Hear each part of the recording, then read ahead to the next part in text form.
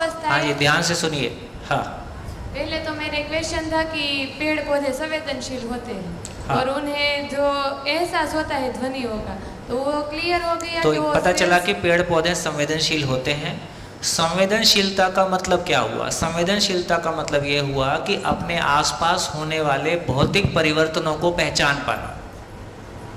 जैसे हम भी ठंडी, गर्मी, सर्दी पहचानते हैं, मानव में थोड़ा सा और ज़्यादा है, दूसरे का सुख दुख पहचानते हैं। पेड़ पौधे भी इस तरह की चीज़ों को, चेंज को पहचानते हैं, तो वो क्वेश्चन की क्लियरिटी संवेदनशील होते हैं। और चारों अवस्थाएं होती है वो सेल से ही बनी हुई होती है, यानी कि सांस लेने वाला सेल, सांस ले। तो और चारों में पहचानना और निर्वाह करना होता है। पदार्थ अवस्था सोने को पहचानता है, पानी पानी को पहचानता है, हवा हवा को पहचानती है और उनके साथ अपनी पकड़ बनाए रखती है। और प्राण में भी ऐसा होता है, पेड़ पौधे होते हैं वो भी मिट्टी को पहचान लेते हैं, ठंडी गर्मी के पहचान लेते हैं और उसके साथ उसका ग्रोथ होता है। और जीव होता है तो मानता है, क्योंकि उसमें भी प्राण होता है। हाँ, मतलब अभी आपको रोक रहा हूँ। जीव में दो भाग हो गए, एक भाग उसका शरीर है। जैसे हम गौशाला में गाय रखते हैं और जो घास हम उगाते हैं और जो अपने आप बरसात में उगती है, दोनों मिला के दे देते हैं। कभी कभी जो बरसात में उगी हुई घास है उसमें से कोई पौधा ऐसा होता है जो थोड़ा सा जहरीला मानो या उनके लिए उतना सूटेबल नहीं होता है, तो उससे कोई गाय का पेट खराब हो जाता है, क्योंकि वो तो पेट में चला गया। तो इसका मतलब ये हुआ कि पशु में दो भाग हैं। एक भाग वो है जो जीवन की मौलिकता है, एक भाग वो है जो शरीर की मौलिकता है। तो शरीर में पहचानने निर्वाह करने का काम होता है, जीवन में मानना, मानने के आधार पे पहचानना, पहचानने के आधार पे निर्वाह करना, ये जीवन में होता है। ये दोनों अलग अलग होता है। और चौथा था कि ज्ञान, यानी कि मानव। चौथी अवस्था मानव। हाँ। तो हमारे में अलग होता है, हमारे में जीवन यानी कि मैं होता है, जो वो तीनों अवस्थाओं में नहीं होता। यानी हमें मानकर जीना नहीं है, जानकर जांच कर जीना है। जिंदा रहने के धरातल पर अगर हम मानकर जी ले तो वो हो सकता है, पर अगर हमें निरंतर सुख चाहिए तो हमें जानकर फिर मानना है और फिर पहचान के जिंदा रहना है। बहुत बढ़िया, गुड। हाँ जी, हाँ बेटा। ये इस चर्चा से मुझे समझ में आया कि जीवन ही चैतन्य इकाई है और जिसे आशा, विचार, इच्छा, मनोबल आदि के बारे में सोचते हैं वे जीवन शक्ति है। मानना और जानना में बहुत ही फर्क है। जो किसी के कहने पर करता है उसे मानना कहते हैं, और लेकिन जो अपने अंदर खुद के अंदर सोचता है और ऐसा व्यवस्था में असल में है या नहीं, वह पता करना ही जानना है। जानने का तर्क करना ही निरीक्षण करना, और वही ही जीवन है। ये जैसे आपने कहा पूरी सृष्टि में कंपन की भाषा है। हाँ। तो ये जो विचार हैं ये भी कंपन है। वो भी कंपन। हाँ जी, हाँ जी, नमस्कार। जो दो बात हुई, प्राण शक्ति है वो शरीर से व्यक्त होती है, और जो मनोबल है वो जीवन से व्यक्त होती है। जीवनी शक्ति है वो जीवन से व्यक्त होती है, जिसको मनोबल बोलते हैं। बहुत बढ़िया। और जो चारों अवस्था है वो पदार्थ अवस्था का अलग अलग रूप है, ऐसा लगता है। हाँ। जैसे पदार्थ अवस्था है वो ज़्यादा आगे बढ़ी तो इसमें से प्राण अवस्था बनी, क्योंकि इसमें पदार्थ तो है ही, और भी आगे बढ़ी, इसमें जो पहचान करने की और संबंध निर्वहन करने की और खुद की सुरक्षा या भाव आया तो वो प्राण अवस्था में, जीव अवस्था में आया। और इसमें कल्पनाशीलता का जब आविर्भाव हुआ तो वो कल्पना से भी समझने, जानने, पहचानने लगा। तो जानने पहचानने से उसका संबंध है, उसमें जो घनिष्ठता आई तो और भी पदार्थ अवस्था आगे बढ़ी, बाद में फिर वो पदार्थ अवस्था में रूपांतरित होती है। तो ये नहीं कह रहे हैं कि पदार्थ अवस्था में आशा, विचार, इच्छा आ गया, अभी ऐसा नहीं कह रहे। अभी तक जितनी हमारी चर्चा हुई है,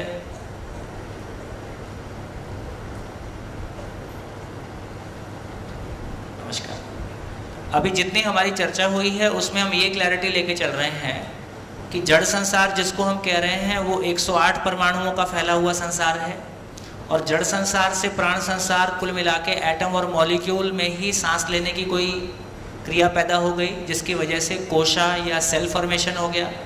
अब ये सेल फॉर्मेशन से ही आगे बना हुआ मानव का शरीर, पशु का शरीर, यहाँ तक एक कहानी है।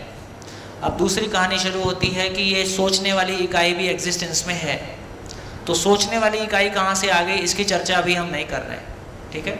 आगे कभी और एडवांस वर्कशॉप में जाएंगे तो हम उसकी चर्चा करेंगे। लेकिन अभी ये कह रहे हैं कि जिस तरह से 108 प्रकार के परमाणु अस्तित्व में मौजूद हैं, उसी प्रकार ये सोचने वाली क्रिया, सोचने वाली इकाई, जिसको हमने यहाँ जीवन के रूप में पहचाना, परंपरा में उसको हम मन कह रहे थे, कुछ और कह रहे थे, तो वो भी है। अभी ऐसा कह रहे हैं कि है, कहाँ से आ गया अभी इस पर चर्चा नहीं कर रहे हैं, ठीक है। और उसमें फिर जो कुछ हो रहा है, तो ये भी एक रियलिटी है, वास्तविकता है, और ये भी एक रियलिटी है। दोनों का साथ साथ होने का नाम पशु और मानव है। हाँ जी। Hello sir, Yogeshwari Trivedi this side. एक प्रश्न है, maybe out of context हो सकता है, मैंने कमल मंगल जी से भी गोष्ठी के दौरान पूछा था। मेरा पर्सनल एक्सपीरियंस है, जब मैं छोटी थी तो मुझे बार बार एक ही सपना आता था, जैसे कि एक स्थल दिख गया उस सपने में। वैसे साइंटिफिकली और साइकोलॉजिकली प्रूव्ड है कि जो सपने आते हैं वो मे बी हमारे कॉन्शियस, अनकॉन्शियस और सबकॉन्शियस माइंड में पड़ी हुई हमारी स्मृतियाँ होती है।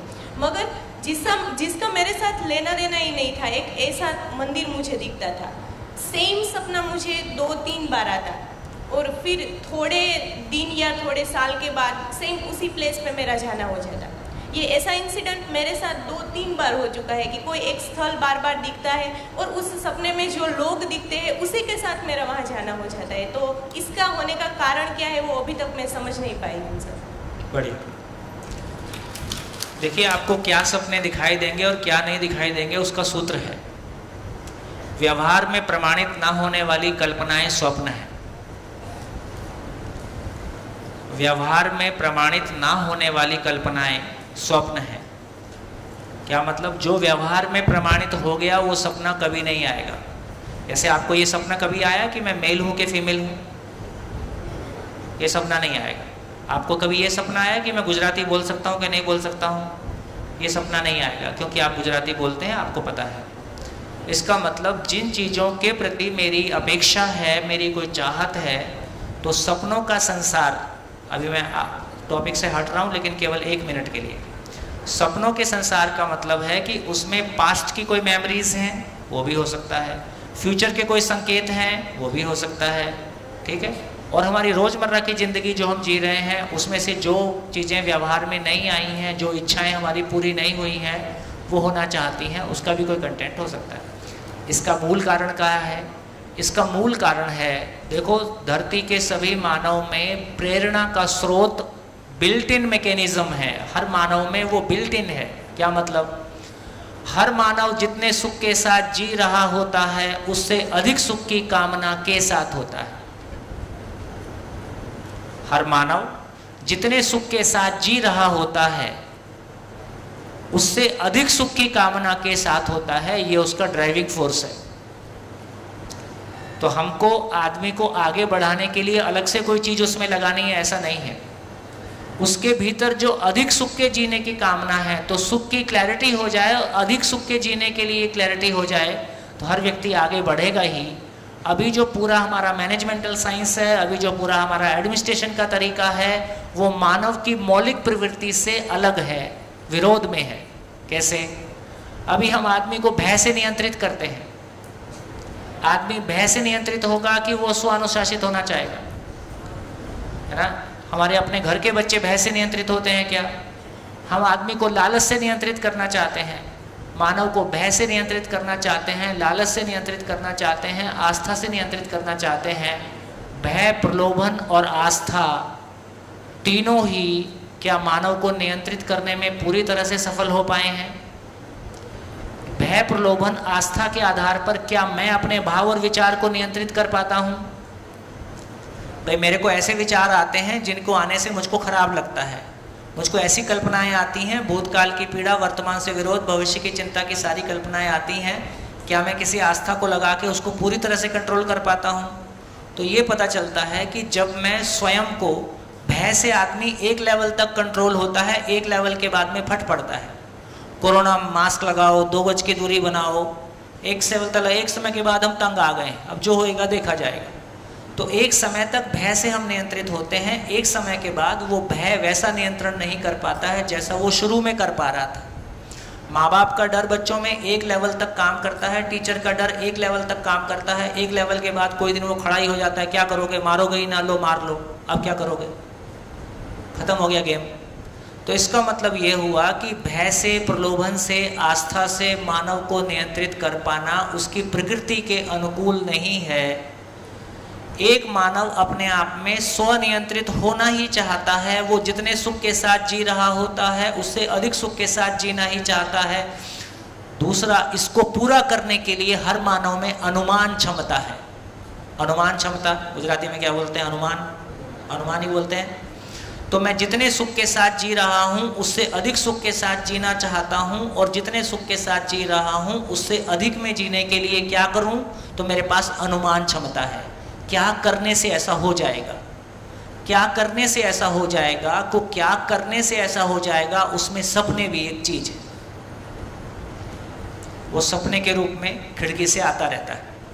तो इस रूप में सार बात क्या निकली, सार बात ये निकली कि मानव में ये सपने आते होंगे तो इसकी कोई जगह पे, दिल धड़कता है तो उसकी कोई जगह है, ब्लड पंप होती है तो उसकी कोई जगह है, किडनी है तो उसकी कोई जगह है, स्प्लीन है, लीवर है, तो कोई सिस्टम है ना, कोई चीज़ काम कर रही है।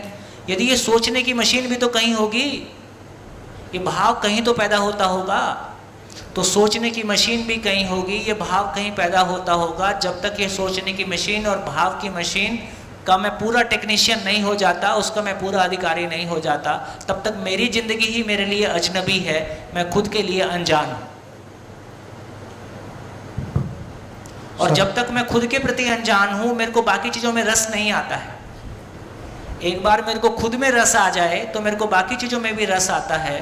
तो एक बार आदमी का जीने वाला पार्ट खुल जाए, क्यों जीना है, कैसे जीना है पे क्लैरिटी बन जाए, फिर मैं देखूंगा कि पढ़ाई मेरी ज़िंदगी में क्या जगह है। जब तक मेरी ज़िंदगी में किसी चीज़ की उपयोगिता को मैं स्वीकार नहीं लेता हूं कि ये मेरी ज़िंदगी में मेरे सुखी होने के लिए मेरी ज़रूरत है, तब तक मेरा ध्यान उसमें नहीं लगता है। माँ बाप कहते हैं करो, ये तुम्हारे लिए अच्छा है, अभी मेरे को समझ में नहीं आ रहा है कि अच्छा है, तो मेरा मन नहीं लगता है। तो आदमी के चलने का एकमात्र तरीका है कि वो सुखी होना चाहता है ना। बढ़िया टीचर क्या है, वो बच्चे को ये कन्वे कर दे कि मैथमेटिक्स को समझना तुम्हारी जिंदगी में सुखी होने के लिए तुम्हारी जरूरत है, बस उसके बाद वो चलेगा। हिस्ट्री बहुत बोर सब्जेक्ट है, ऐसा जब हम छोटे थे या अभी भी बच्चे, बहुत कम बच्चे हिस्ट्री में रुचि ले पाते हैं। हमारे टीचर इतने शानदार थे, हमको हिस्ट्री में सबसे ज़्यादा मज़ा आने लगा था। तो टीचर का इतना ही मतलब है कि वो अपने सब्जेक्ट को उसकी ज़िंदगी में सुख से जोड़ सके, उसके सुख से जोड़ पाया, उसके बाद तो वो चलेगा, उसके बाद तो सहयोग की आवश्यकता है। तो ऐसा हम आदमी समझ में आता है तो उसके साथ चलना बहुत आसान है, आदमी समझ में नहीं आता है तो अपनी ज़िंदगी हमको बोझिल लगती है। बढ़िया, क्या बात समझ में आई? हर मानव के पास में प्रेरणा स्रोत पहले से मौजूद है, केवल उसको हमको ब्रश अप करना है। जी सर, अभी आपने कहा कि सब भय से या दूसरी बातों से नियंत्रित करना चाहते हैं, जैसे बच्चों को, और प्रलोभन से। मगर ये जो आजकल की जो मार्केटिंग सिस्टम है, लालच, वो अंदर जो सुख की कामना है सभी को, उसको एक्सप्लॉइट करके आज तक सभी मार्केटिंग सिस्टम चलती है कि उसको ये लालच दिखाए कि आपको इससे सुख मिलेगा, इससे सुख मिलेगा, और चलता है। तो ये दूसरी तरह का एक्सप्लॉइटेशन, देने वाला भी भ्रमित है, सुनने वाला भी भ्रमित है, दोनों का जुगाड़ चलता है। तो जब तक मानव जिंदा रहने के धरातल पर है, स्वयं को शरीर मान के जीता है, तब तक भय, प्रलोभन, आस्था के अलावा हमारे पास और कोई तरीका नहीं है। इसलिए माँ बाप की भी मजबूरी है, माँ बाप का भी ज्ञान उतना ही है, और बच्चे का भी उतना ही है, और मार्केट में भी उतना ही है, शासन में भी उतना ही है, हम उतना ही कर, और उससे हम सब परेशान हैं। किसी दूसरे को हाँकना बहुत मुश्किल काम है। घर में माँ बाप बच्चों को हाँक रहे हैं, स्कूल में टीचर बच्चों को हाँकता है, शासन में कोई किसी को हाँकता है, सामने वाला हाँकना नहीं चाहता है, वो अपना जुगाड़ लगाता है, ये अपना जुगाड़ लगाता है, तो काम कम है, ये फालतू वाले काम ज़्यादा है। अपने भीतर का रेजिस्टेंस और बाहर का रेजिस्टेंस, उसमें ज़्यादा ऊर्जा लग जा रही है। हाँ जी, बढ़िया, और बोलिए। नमस्ते। मौलिक और मूल्यांकन, ये थोड़ा मूल्यांकन तो समझ में आया, भ्रम और वो उसमें आ रहा है, मौलिक और प्रवृत्ति इसको थोड़ा और विस्तार से बता सकते हैं? 2 सेकंड बेटा। मौलिकता जब बोलते हैं, जैसे पानी की मौलिकता प्यास बुझाना है, लोहे की मौलिकता लोहत्व है जिस गुण को हम इस्तेमाल करते हैं। तो जब मौलिकता कहते हैं तो कोई इकाई विशेष का जो एक्सप्रेशन है, जो कि उससे बड़ी व्यवस्था में कोई रोल अदा करता है, उसको मौलिकता पहचानते हैं। गाय का गायत्व के साथ बेल होता है ना, बेल फल होता है, क्या बोलते हैं? बेल ही बोलते हैं।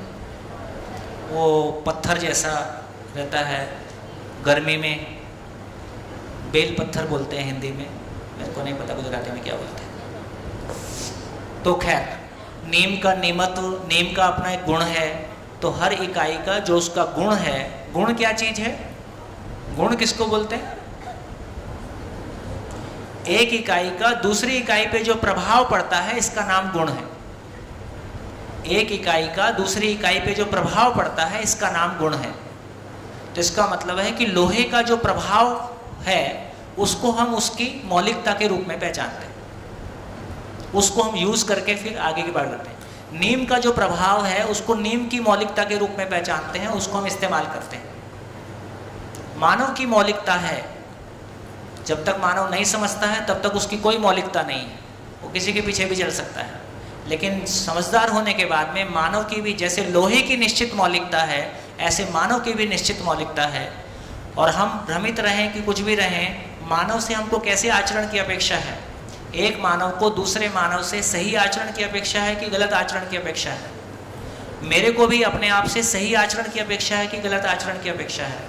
तो मानव को भ्रमित रहते हुए भी सही आचरण की अपेक्षा दूसरों से भी है, अपने आप से भी है। सही का यूनिवर्सल खाका क्या होगा वो हमारे पास नहीं है। आपका सही मेरे लिए गलत हो जाता है, वो प्रॉब्लम है। तो गुण समझ में आया, गुण मौलिकता समझ में आई, मौलिकता भी समझ में आई। और प्रवृत्ति अलग अलग हो सकती है जीवन के अनुसार कि प्रवृत्ति को कल करते हैं, अभी रुक जाओ। हाँ जी, आगे।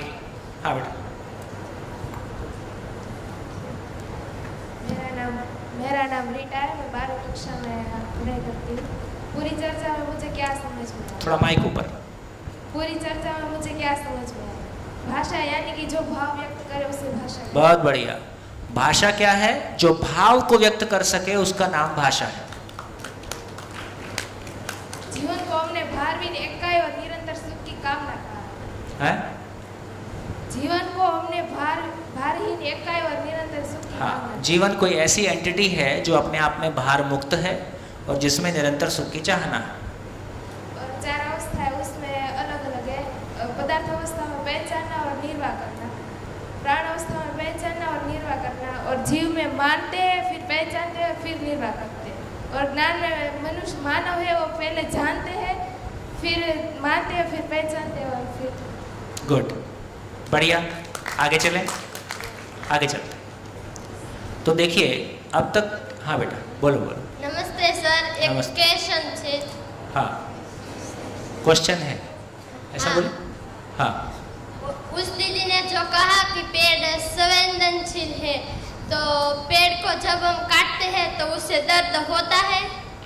हाँ, आगे चर्चा करते हैं इसको। देखिए कल ये चर्चा में आया था कि हम में से अधिक, जगदीश चंद्र बसु ने कहा कि पेड़ पौधों में जीवन होता है, और जगदीश चंद्र बसु ने जो कहा यह हमारी धार्मिक आस्थाएं हैं, उसके चलते अधिकांश लोग ये मानते हैं, कल आप सभी ने हाथ उठाया, कि पेड़ पौधे भी आंशिक रूप में सुखी दुखी होते हैं। कितने लोगों ने हाथ उठाया? सब ने हाथ उठाया, ठीक। यदि पेड़ पौधे आंशिक रूप से सुखी दुखी होते हैं, आप टमाटर के पेट में चाकू डाल देते हो, बैंगन की तो खैर नहीं, भुड़ता बना देते हो, है ना, मिर्ची डाल डाल के, आग में उबाल के, तो आप कितना कष्ट देते हो प्राण संसार को, वनस्पति संसार को। तो आपको हिंसक लोग कहें कि अहिंसक लोग कहें? अच्छा, इतना कष्ट देने के बाद आप अहिंसक हो। खाना तो चाहिए ना। फिर आप किसी के घर गए और किसी ने आपका नाश्ता कर लिया तो क्या होगा? तो इसका मतलब है आपके नाश्ते, मानव के नाश्ते के लिए ऐसी स्थिति नहीं है। तो ये कन्फ्यूज़न है और भारी कन्फ्यूज़न है और मास स्केल पे है, और ये हमारी आस्थाओं से आता है ना। देखो, या तो पेड़ पौधे सुखी दुखी नहीं होते, और यदि पेड़ पौधे सुखी होते हैं, सुखी दुखी होते हैं और हम शाकाहारी हैं, तो फिर हमको खाना नहीं खाना है, क्योंकि किसी को दुखी करके हमारा आहार बने ये तो हमारी परिभाषा में नहीं है ना। लेकिन ये कन्फ्लिक्ट है, इसको कैसे रिजॉल्व करेंगे उसको धीरे से देखेंगे। चलिए, तो जितनी बात अभी तक हमने की उसमें थोड़ी सी क्लैरिटी और हो जाए, फिर हम आगे बढ़ते हैं। अब ये समझ में आया कि पदार्थ केवल एटम है। प्राण संसार कह रहे हैं तो वो मॉलिक्यूल हैं, और उसमें सांस लेने की क्रिया शुरू हो गई है, इसलिए उसको प्राण संसार कहा है। प्राण का मतलब सांस। जब जीव की बात कर रहे हैं तो उसमें जीवन है, जिसको हमने कहा कि भारहीन इकाई है, जिसमें सुखी दुखी होना है, जिसमें सुख की चाहना है, जो समझ पूर्वक मानव में सुखी होता है, समझ पूर्वक जीता है। ये जीवन है जो एक पशु शरीर को चलाता है। और मानव की बात करें तो यहाँ भी एक जीवन नाम की एंटिटी है, जिसको हमने परंपरा में मन कहा, आत्मा कहा। ये जीवन है, ये मानव शरीर को चलाता है। दोनों में ही जीवन है, लेकिन क्या फर्क है? क्या फर्क है? पशु शरीर को भी वही जीवन चलाता है जो मैं हूं, जो इस शरीर को भी चलाता हूं। जीवन के रूप में एंटिटी सेम है। तो इसका मतलब हुआ कि पशु शरीर में जब जीवन चलाता है, ये जो पशु शरीर में जब जीवन चलाता है, तो यहाँ पे जीवन, मैं शरीर चला सकता हूं, शरीर चला सकता हूं, केवल इतना कोर्स पूरा करता है, और ये वंश विधि से शरीर चलाता है।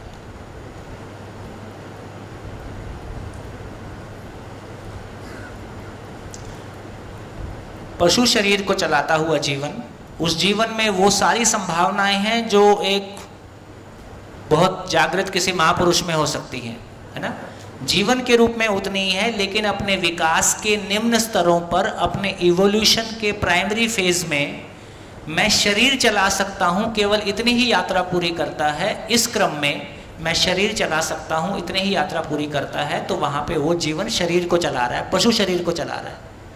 लेकिन मानव शरीर को चलाता हुआ जीवन बिल्कुल अलग क्वालिटी के साथ में हो गया। मानव शरीर को चलाता हुआ जीवन, मानव शरीर को चलाता हुआ जीवन स्वयं के होने को प्रमाणित करता है। मैं हूं, स्वयं के होने को प्रमाणित करता है, अपने प्रेजेंस को रजिस्टर करता है।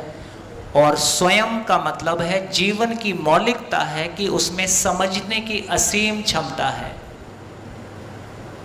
इसलिए मानव को समझने से कम में तृप्ति नहीं है।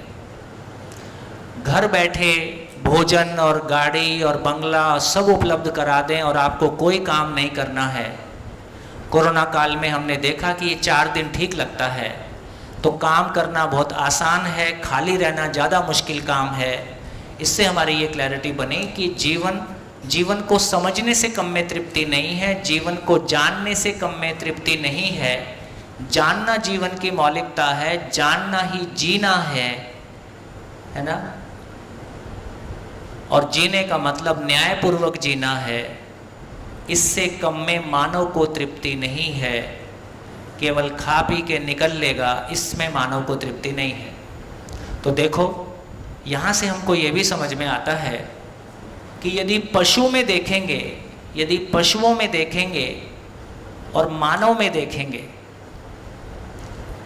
पशु में कितना भय है? पशु में एक ही भय है, प्राण भय। पशु में एक ही प्रकार का भय पाया जाता है, प्राण भय, शरीर के मरने का भय। ठीक है, गाय को रोटी ऐसे फेंक के दे दो या आरती उतार के दे दो, ज़्यादा मतलब नहीं है उस बात का, रोटी मिलने से मतलब है। लेकिन मानव को खाना खिलाते समय यदि चेहरे का एक्सप्रेशन भी बिगड़ गया तो भूख नहीं रहती है ना। तो मानव को जो भी कुछ, गरीब से गरीब आदमी बोलता है बाबूजी 2 रोटी इज्जत की चाहिए, 2 रोटी इज्जत की चाहिए, इज्जत साथ में जुड़ा ही रहता है। इसलिए मानव के पास धरती के जितने मानव हैं उसमें कितने प्रकार के भय हो सकते हैं, गिना जा सकता है कि नहीं गिना जा सकता है? धरती के सभी मानव में कितने प्रकार के भय हो सकते हैं, गिना जा सकता है कि नहीं? हाँ, गिना जा सकता है। तो सबसे पहले प्राण भय तो है ही है, शरीर के जाने का भय है ना, प्राण भय। दूसरा है धन भय, तीसरा है पद भय, चौथा मान भय। 4 भय मानव में है, 3 भय एक्स्ट्रा कहां से आ गए जबकि जीवन तो सेम है? इस बात पे ध्यान जा रहा है? पशु में एक ही भय है, प्राण भय, शरीर का भय।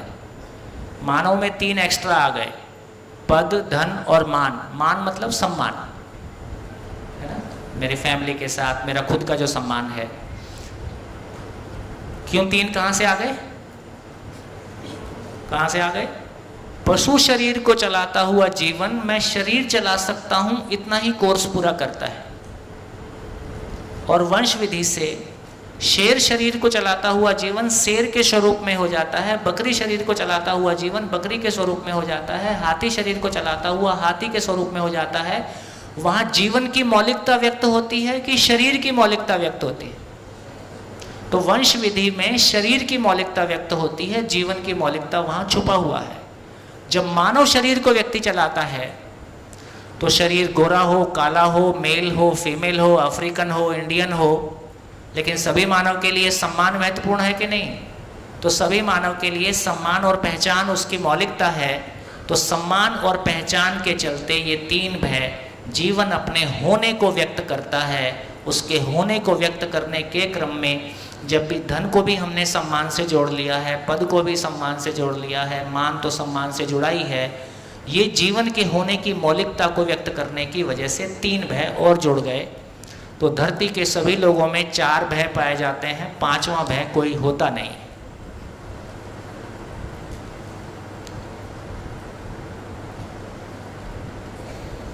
धरती के सभी मानव में केवल 4 ही भय होते हैं, 5वां नहीं होता है। कोई हो तो खोज के लाओ।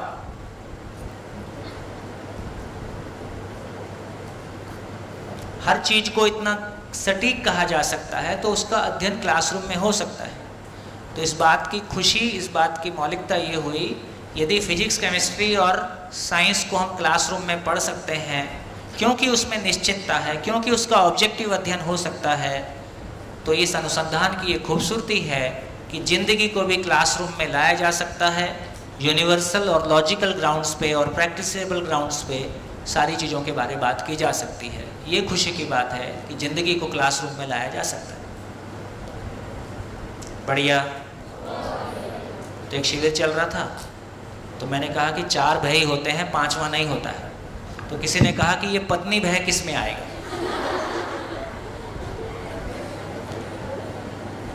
तो पत्नी भय किस में आएगा? तो पत्नी प्राण भी ले सकती है, धन भी ले सकती है, पद भी ले सकती है, मान भी ले सकती है, और ईश्वर से भी हमको इन्हीं 4 का, ईश्वर से मांगते हैं तो क्या मांगते हैं? इन्हीं 4 चीजों को मांगते हैं। इससे सिद्ध होता है कि ईश्वर और पत्नी बराबर होते हैं।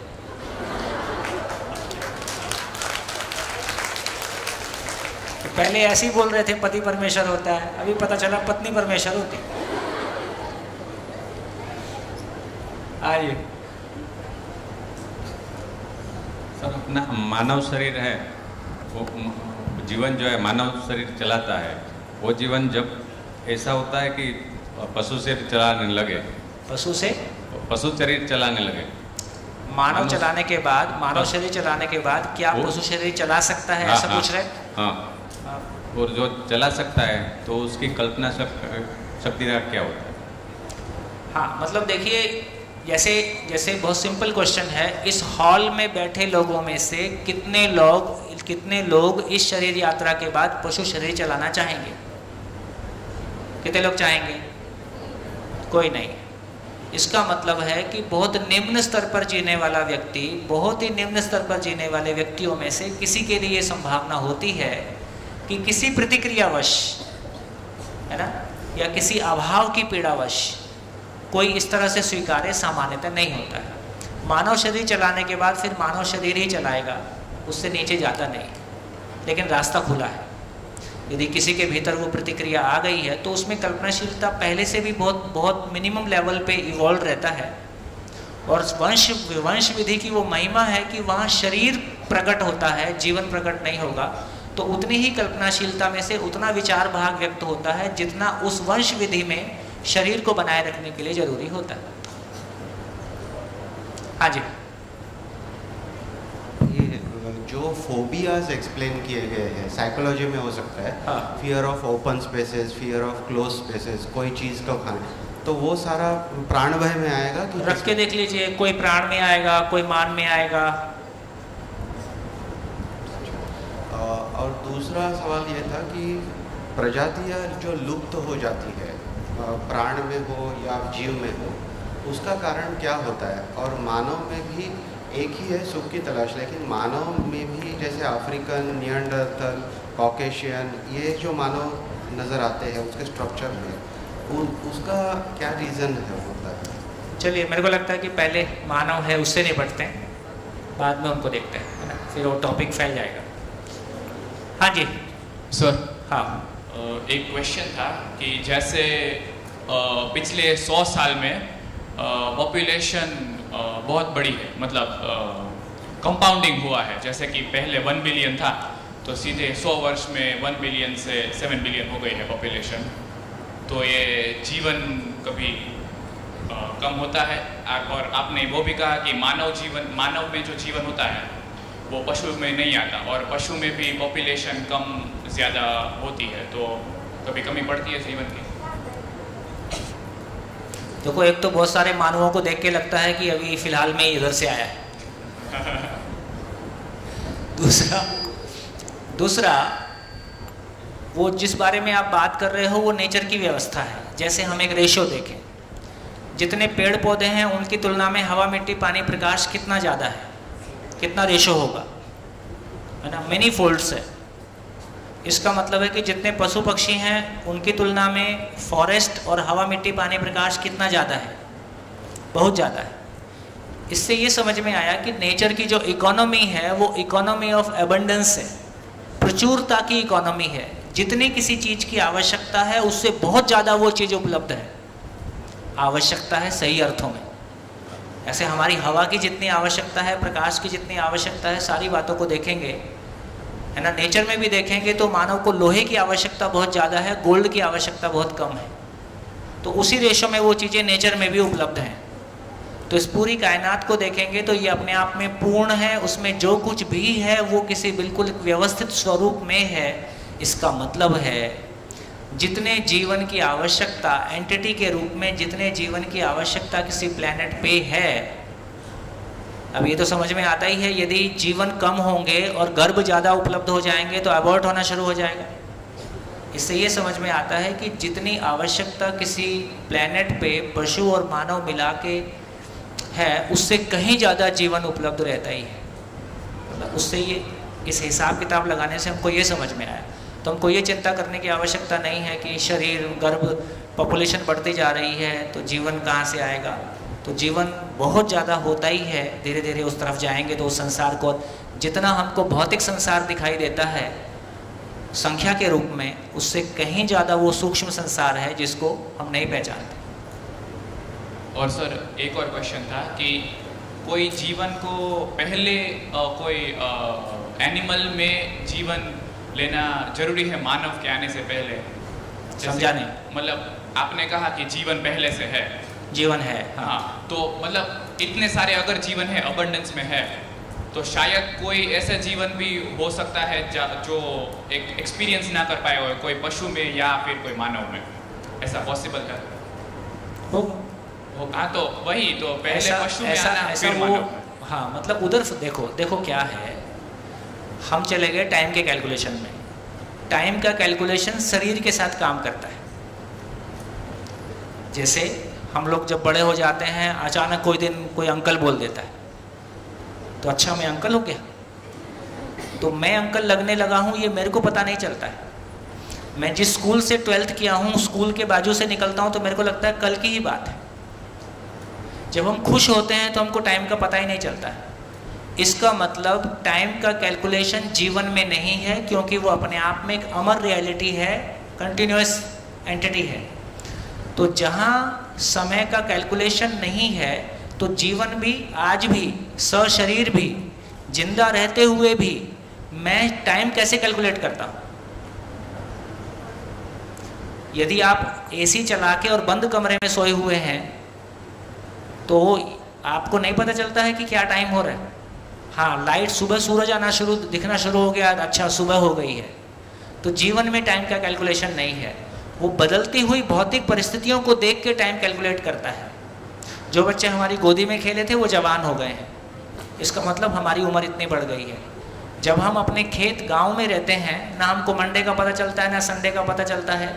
जब मैं वर्कशॉप डिलीवर करता हूँ तो मैं सुबह का सेशन डिलीवर कर रहा होता हूँ तो मेरे को लगता है शाम हो गई है, कभी शाम को करता हूँ तो लगता है कि सुबह की चल रही है। अभी आपका टाइम फ्रेम टूट जाता है। इसका मतलब है बिना शरीर के जब जीवन है वहाँ टाइम का कैलकुलेशन नहीं है, तो वो अपनी एक व्यवस्था है। तो किसने शरीर चलाया, एक शरीर एक जीवन, आज एक शरीर चला सकता है, उसके बाद वो 500 साल ना चलाए, उसकी मौज है।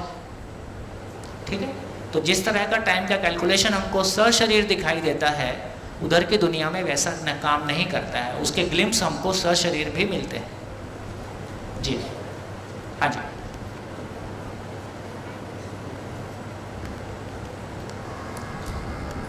सर, ये आपने प्राण, ये जो मानव के 4 जो भय बताए, उसमें से शायद आदि मानव में प्राण के अलावा बाकी के 3 भय रहे होंगे।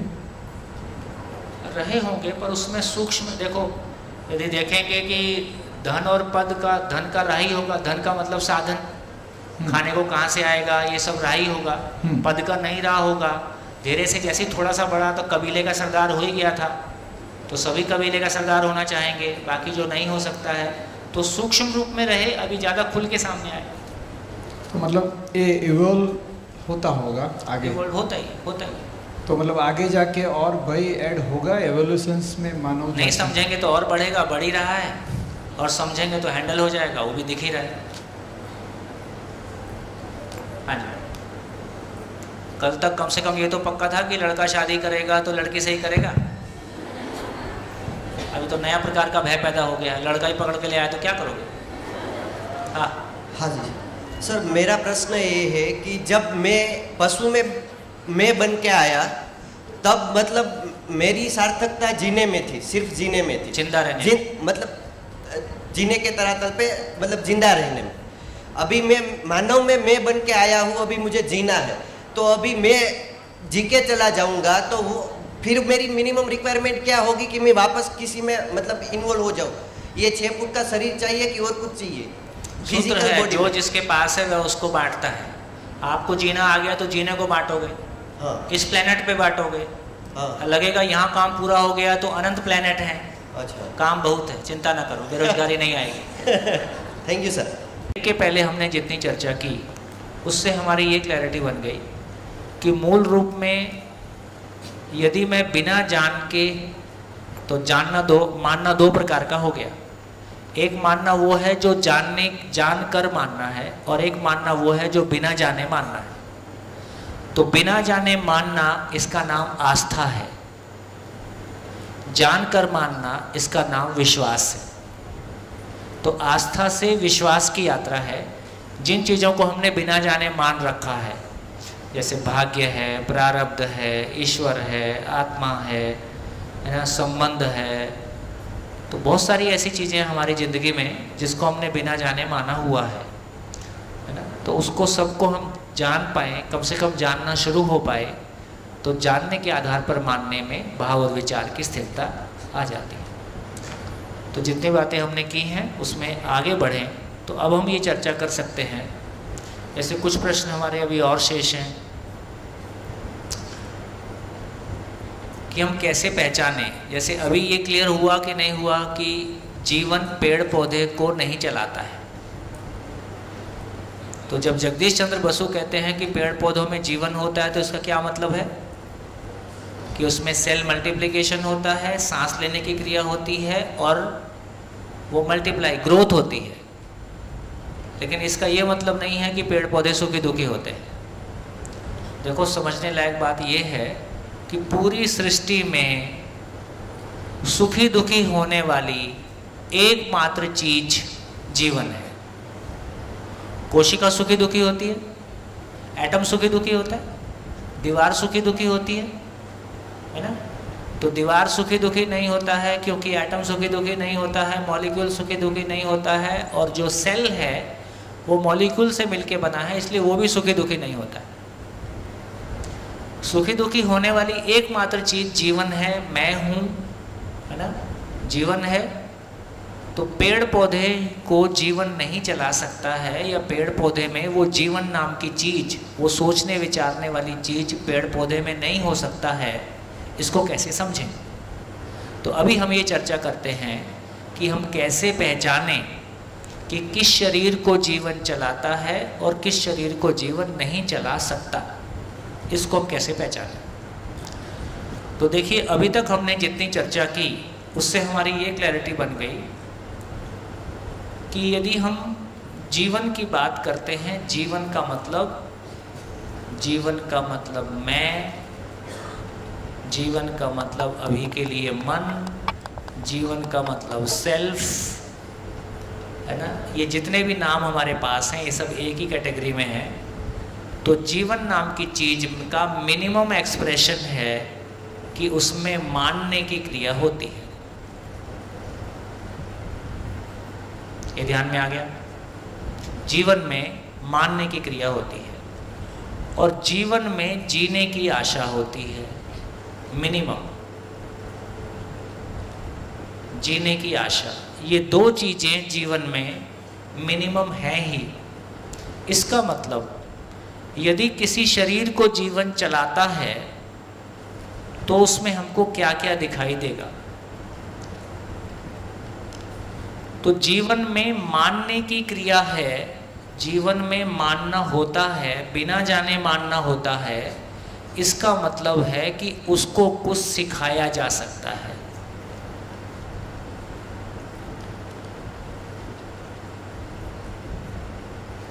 अभी मैं तीनों लिख देता हूं, फिर बात करते हैं। जीवन में जीने की आशा है, जीने की आशा है। इसका मतलब जब भी उसके शरीर पे संकट आता है तो उसमें भय होता है, मिनिमम प्राण भय होता है। तीसरा, जीवन यदि किसी शरीर को चलाएगा तो जीवन ब्रेन के माध्यम से, ब्रेन से शरीर को चलाता है।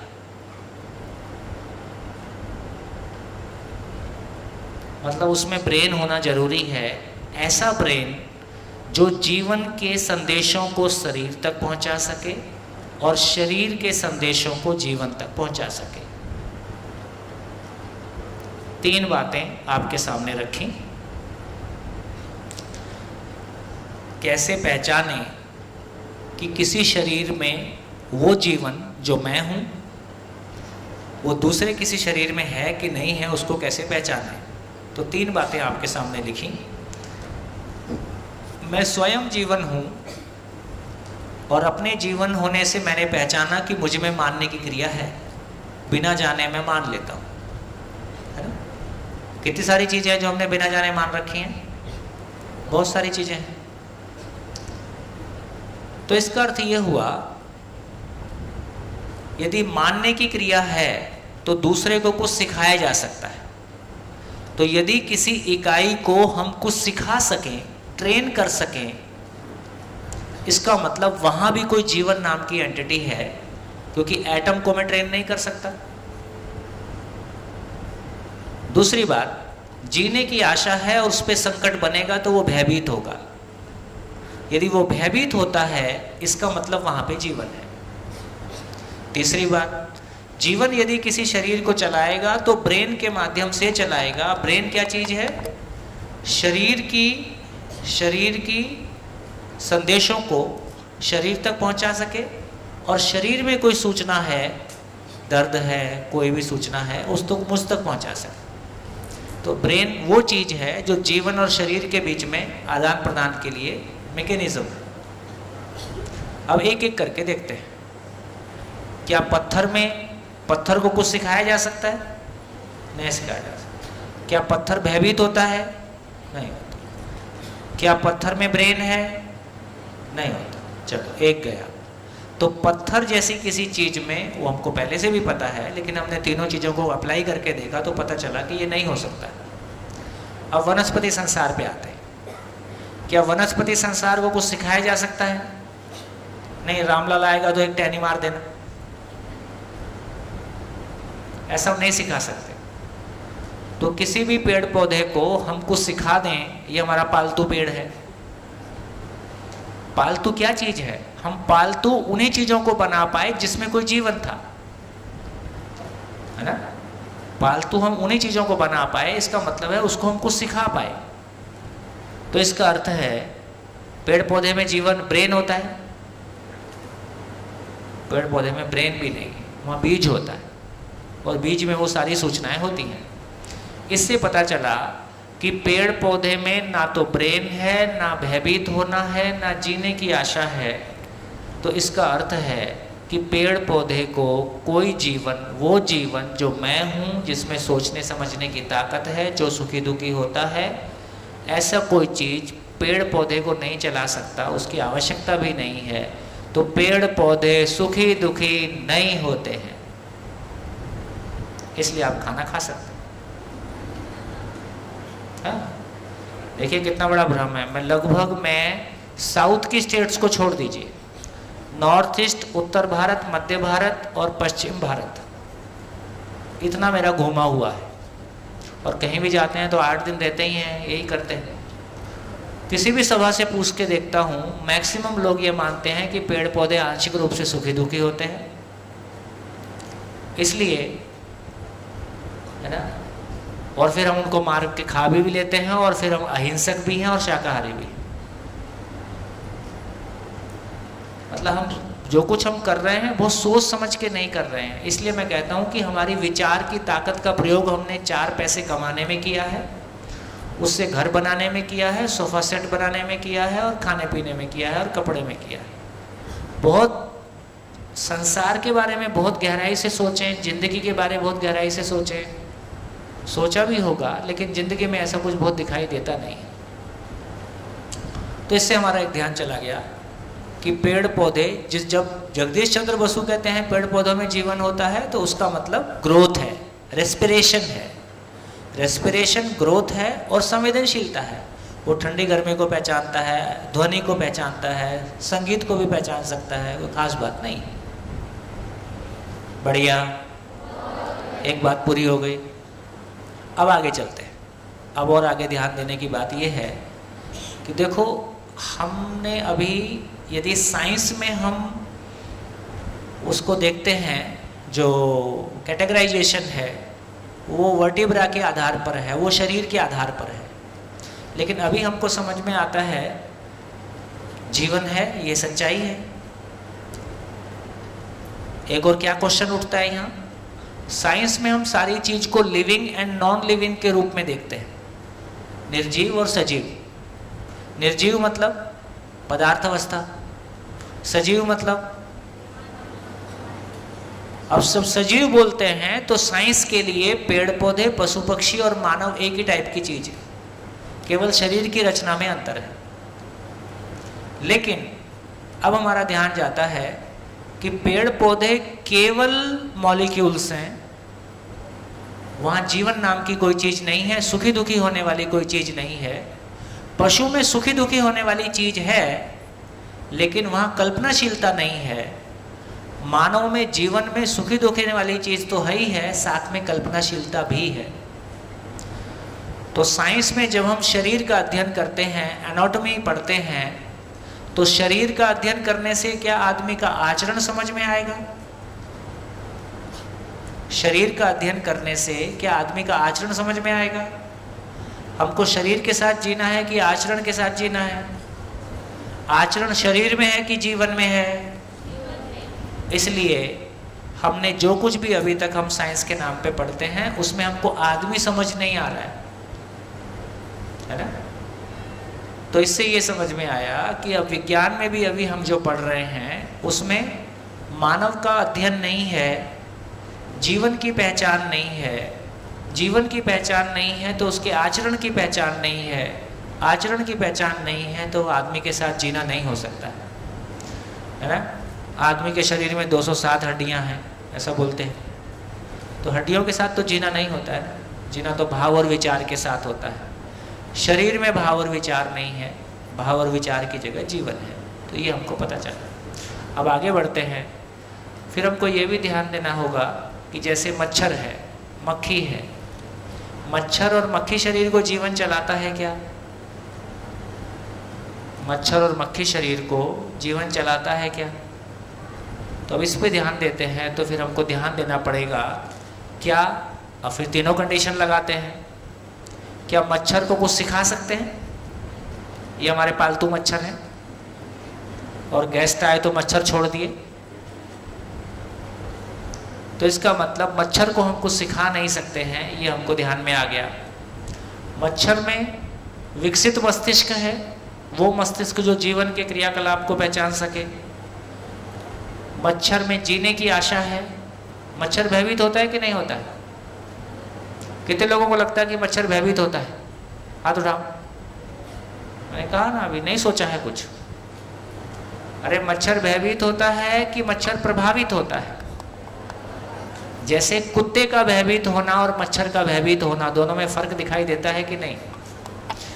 यदि किसी कुत्ते को 4 रोटी डालोगे तो वो आपके पीछे पीछे, और 4 डंडे लगाओगे तो वो आपके आगे आगे, आपके पास नहीं आएगा। यदि किसी कुत्ते को 4 डंडे ठीक से लगा दिए तो आप जहाँ बैठे रहोगे उसके 50 मीटर तक वो नहीं आएगा, उसको पता है उधर खतरा है। मच्छर को मारते हैं और बच जाता है, भाग जाता है कि फिर वहीं आता है, फिर वहीं आता है। इसका मतलब मच्छर में भय होता है कि मच्छर भय से मुक्त है? तो मच्छर भयभीत नहीं होता है, मच्छर प्रभावित होता है। हमारे हाथ हिलाने मात्र से हवा में एक कंपन आता है, हवा हिलती है, हवा हिलने को वो पहचानता है। जैसे सुबह सुबह आप देखोगे दिन निकलते ही मच्छर ऐसे घर से बाहर निकलता है जैसे ऑफिस जा रहा हो, और शाम होते ही घर में ऐसे आता है जैसे काम करके वापस लौट आया। क्यों ऐसा होता है? मच्छर टेम्परेचर को पहचानता है। तो मक्खी, मच्छर, मधुमक्खी ये सब वातावरण को पहचानती हैं और वातावरण के अनुसार इनका काम चलता है। कोई प्रकाश को पहचानते हैं, गर्मी को पहचानते हैं, है ना? तो इसका मतलब ये हुआ, कभी ऐसा देखा है कि बंद मकान में एक झरोके से लाइट आ रही हो, उसमें बहुत सारे पार्टिकल हवा में रहते हैं, देखा है? और ऐसे ही फूंक मार देने से सब कुछ हिल जाता है। इसका मतलब है जो उड़ता है, चलता है, वो जीवन से संचालित है ऐसा जरूरी नहीं है ना? जैसे जोंक होती है ना, जोंक, केंचुआ, क्या बोलते हो? वो भैंस उसमें तालाब में जाती है तो जोंक चिपक जाती है, वो उसका खून चूस लेती है, जड़ो, है ना? और केंचुआ, अर्थवर्म है, अड़सियो, अड़सियो। तो जोंक और अड़सियो मतलब जोड़ जो बोला, ये ऐसी चीज़ें हैं जिनको ड्राई करके सुखा के पीस लो और वापस पानी डाल दो तो फिर कई सारे जोंक बन जाते हैं। सेल मल्टीप्लिकेशन, जैसे पौधा होता है ना, पौधे की टहनी काट के लगा देते हैं, नया पेड़ बन जाता है। तो इससे हमको समझ में आता है कि उसमें कोई जीवन नाम का मामला नहीं है, वो सेल मल्टीप्लिकेशन है। तो पौधे शुद्ध रूप से सेल मल्टीप्लिकेशन है, कोशिकाओं से बनी रचना है। और कुछ ये 1 इंद्री 2 इंद्री वाले जो जीव हैं, केंचुआ, जोंक, मक्खी, मच्छर, इस टाइप की जो चीज़ें हैं, इनमें किसी में 1 इंद्रिय 2 इंद्रिय, इसमें अर्धविकसित मस्तिष्क होता है, जो वो ब्रेन ही उस इकाई को चला लेता है, जीवन नाम की चीज वहां नहीं होती है। जैसे डॉल्फिन मछली है, उसको कुछ सिखा सकते हैं, डॉल्फिन मछली उसको कुछ सिखा सकते हैं, लेकिन वो जो तालाब में छोटी वाली मछली रहती है उसको कुछ सिखा सकते हैं? उसको नहीं सिखा सकते। तो हमको ऐसा ध्यान जाता है, इसका मतलब है कि मछली में भी एक छोटी वाली मछली है जो केवल प्राणावस्था की इकाई है, जिसमें वो जिसको जीवन नहीं चला रहा है, और एक मछली विकसित मछली है जिसको कोई जीवन चला सकता है। ऐसा भी अंतर हम देखते हैं। तो इससे हमारा ध्यान इस बात पे जाता है कि जीवन किस शरीर को चला सकता है, उसको पहचानने का 3 तरीका हमने लिखा। 3 तरीके में से ब्रेन को डायसेक्ट करके देखा जा सकता है, फिजिकली देखा जा सकता है कि वो विकसित मस्तिष्क है या अर्धविकसित मस्तिष्क है, उसको हम फिजिकली देख सकते हैं। और 2 चीज़ें बिहेवियरल है। यदि हम किसी चीज़ को ट्रेन कर सकते हैं, सिखा सकते हैं, तो जितने हम किन पशुओं को पालतू बना पाए, हम किसको पालतू बना पाए, किसको टेम कर पाए, है ना, जिसको जीवन था, क्योंकि वो हमारी भाषा समझता है। तो इस तरह से हमने बहुत सारे पशुओं को पालतू बनाया। तोता हमारी भाषा को रिपीट करता है, तोता हमारी भाषा को रिपीट करता है। कबूतर जा जा, वो भी कुछ करता है। इसका मतलब हमारे जैसे गांव में वो भैंसा बुग्गी चलती है, यहाँ बैलगाड़ी चलती है, यहाँ बैल चलता है ना। जैसे भैंस होती है ना, भैंस तो होती है यहाँ, तो भैंसा भी होता है। तो जो सामान ढोने के लिए एक भैंसा बुग्गी होती है, भैंसा गाड़ी होती है। पाड़ो पाड़ा पाड़ा। तो जब हम छोटे होते थे तो हमारा घर और खेत मान लीजिए 2 किलोमीटर दूर है, तो हम लोग बच्चे रहते थे, तो हम लोग को उस पर बिठा के और उसकी रस्सी हमारे हाथ में दे के, और हमारे ताऊजी उसको थप्पड़ मारते थे, जा। वो वहीं जाके रुकता था खेत में, अपने खेत में, उसके पहले कहीं बीच में नहीं रुकता था। तो उसको चलाने की ज़रूरत नहीं है, उसका रोज का रास्ता है। जैसे दूसरा बढ़िया एग्जाम्पल है, हमारे यहाँ 32 गाय है। 32 गाय जब बाहर रहती है और जब वो खाना खाने के लिए अंदर आती है, सब गाय की फिक्स जगह है, हर गाय की अपनी फिक्स जगह है जहाँ पे वो खड़े होके खाना खाती है। तो 32 की 32 अपनी जगह में ही आती है, दूसरे की जगह में नहीं जाती। एक आध गाय को इधर उधर होती है, लेकिन वो अपने खाने की जगह को पहचानती है कि मेरे को यहीं आना है और यहीं खाना है। इसका मतलब है हम क्लियरली ऑब्जर्वेशन के माध्यम से, केवल ऑब्जर्वेशन के माध्यम से हम क्लियरली पहचान सकते हैं किस शरीर को जीवन चलाता है और किस शरीर को जीवन नहीं चलाता है। जीवन एकमात्र इकाई है जिसमें सुख दुख को सुखी दुखी होने की स्थिति है। यदि जीवन नहीं है तो वो शरीर सुखी दुखी नहीं होता है। वो तो मच्छर को मारने से मच्छर सुखी दुखी होता है? नहीं होता है, क्योंकि वहाँ जीवन नाम की चीज़ नहीं है। मक्खी, मच्छर, मधुमक्खी, ये सब इस तरह की चीज़ें हो गई जिसमें सुख दुख नाम की चीज़ नहीं है। पेड़ पौधे में भी सुख दुख नाम की चीज़ नहीं है, है ना। तो हमारी ये क्लैरिटी बनती है कि हाँ, कि हम किसी भी चीज़ के बारे अब एक हमारा क्लियर व्यूज़, जैसे शरीर से खून निकलता है, हमको दर्द होता है। कल वो अच्छा एग्जाम्पल था, सांप मेंढक खा रहा है और आपके भीतर की करुणा जाग उठी है ना। आप जबरदस्ती दोनों के बीच में पड़ रहे हो, वो उनका अपनी साइकिल है ना। केंचुए में से कोई चीज़ में से खून निकला, तो जिसमें कोई खून निकला सब कोई दुखी हो रहे हैं, ऐसा नहीं है। यदि वहाँ सुखी दुखी होने वाली चीज़ है, जैसे हम ही हैं, मेरे सामने मेरा हाथ काट के ले जाओ, अपने को कोई फर्क नहीं पड़ता है। कब? जब उसमें लोकल एनेस्थीसिया लगा है। यदि मेरे हाथ में लोकल एनेस्थीसिया लगा है तो मैं देखता रहूँगा, आरी से हाथ काटो और ले जाओ, दर्द नहीं है, हाँ दिख रहा है, अब हाथ नहीं रहेगा, ये दिख रहा है। ऐसा हो सकता है कि नहीं? कितने लोगों ने ऑपरेशन करवाया है लोकल एनेस्थीसिया लगा के, कुछ ना कुछ चोट लगी है। यदि आप लगाया तो वो अपने सामने कुछ कुछ करते रहता है, अपने खाल बोरे जैसा खाल सिलते रहता है, अपन देखते रहते हैं, बात करते रहते हैं। कुछ हल्का हल्का कुछ हो रहा है ऐसा बस पता चलता है, कोई दर्द अपने को नहीं होता है। इतना बड़ा ऑपरेशन से हम गुजरते हैं, हमको कहाँ पता चलता है?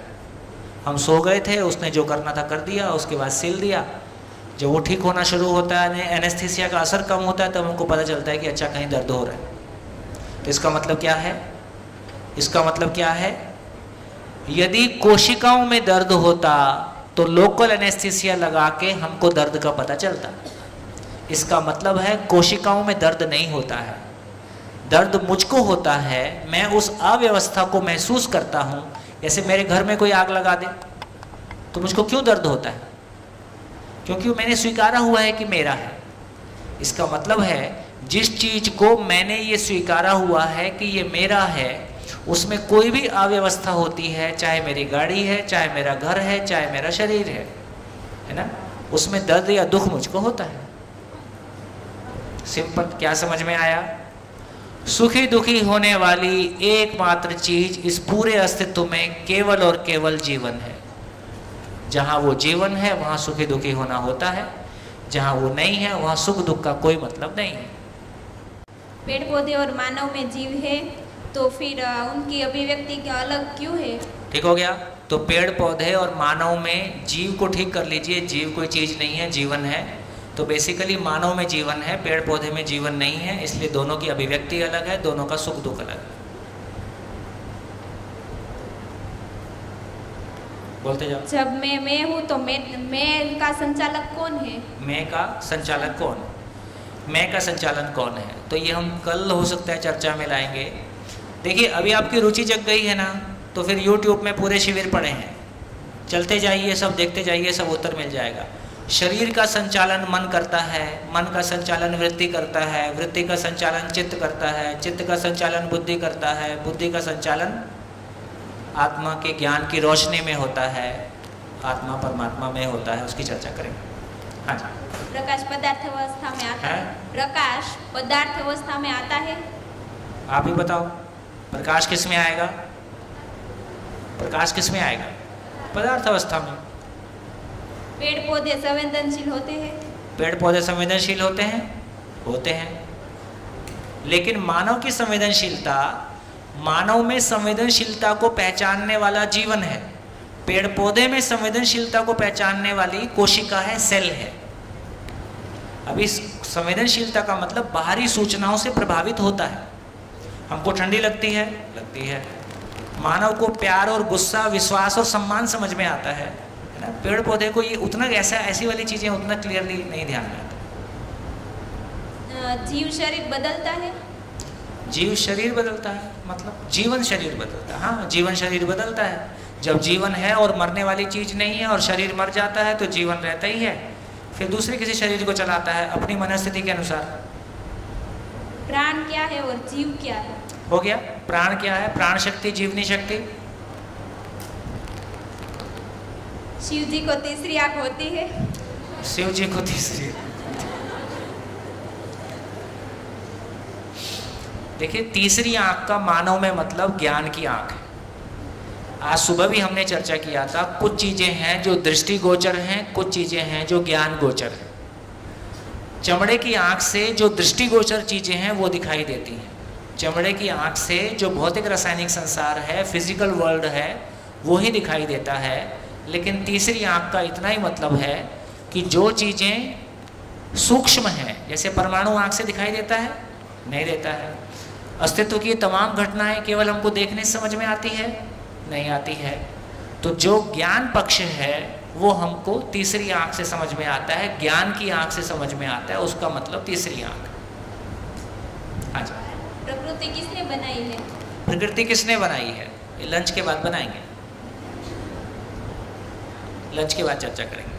पेड़ पौधों का जीवन शैली कैसा होता है? पेड़ पौधों का जीवन शैली कैसा होता है? जीवन चक्र कैसा होता है? कैसा होता है? ओरा बोर्ड पे जैसे ही अणु परमाणुओं को अनुकूल वातावरण मिलता है, उससे वो रासायनिक क्रिया होती है, यौगिक कंपाउंडिंग प्रोसेस होता है, उसमें अम्ल और क्षार का रेशो होता है, उससे सेल फॉर्मेशन हो जाता है। सेल फॉर्मेशन से पेड़ पौधे बनते हैं, पेड़ पौधे मरते हैं, वापस वही हो जाता है। ये उनका चक्र होता है। क्या चक्र होता है? बीज, बीज से पेड़, पेड़ से फल, फल से वही बीज, वही बीज से वही पेड़। पेड़ पौधे और मानव की जीवन शैली तो एक है, फिर अलग क्यों है? अलग अलग एक कहाँ है? अलग अलग है। पेड़ पौधे केवल मॉलिक्यूल हैं, केवल एटम हैं, और मानव जो है जीवन से संचालित शरीर है, जो जीवन स्वयं के होने को प्रमाणित करता है। बहुत अलग, बहुत अलग। जब हम शरीर के धरातल पर देखते हैं, अच्छा इसका भी मल्टीप्लिकेशन होता है, हमारा भी होता है, ये भी खाते हैं, हम भी खाते हैं, ऐसा देखते हैं तो हमको कुछ समानताएं दिखाई देती हैं। तो कुछ समानताएं शरीर में जरूर हैं, लेकिन मानव के रूप में हमारा होना एकदम अलग है। जीव कहाँ से आता है और कहाँ जाता है? जीव मतलब जीवन। जीवन कहाँ से आता है, कहाँ से आता है? तो अस्तित्व में ही रहता है, ना आता है ना जाता है, कभी शरीर चलाता है, कभी शरीर नहीं चलाता। जीवन कभी शरीर के साथ होता है, कभी शरीर के बिना होता है। जीवन जीवन के रूप में बना ही रहता है। ऐसे आप सबके कंधे पे 4-4 जीवन बैठे हो, आपको क्या दिक्कत है? ना आपसे खाना मांगता है, ना आपसे कपड़े मांगता है, ना पैसा मांगता है, बढ़िया सुनता होगा, क्या दिक्कत है आपको? आत्मा होती है तो कहाँ जाती है? आत्मा होती है का मतलब है कि मन होता है कि आत्मा होती है। तो जीवन के रूप में हमने एक एंटिटी को पहचाना। जीवन का एक पार्ट मन है जो शरीर को चलाता है, और जीवन का एक पार्ट है आत्मा जो ज्ञान के अर्थ में है। उसकी चर्चा जीवन क्रिया में हो सकता है कल करेंगे। भूत क्या होता है, वो सच में होता है? भूत, कितने लोग भूत से मिलना चाहते हैं?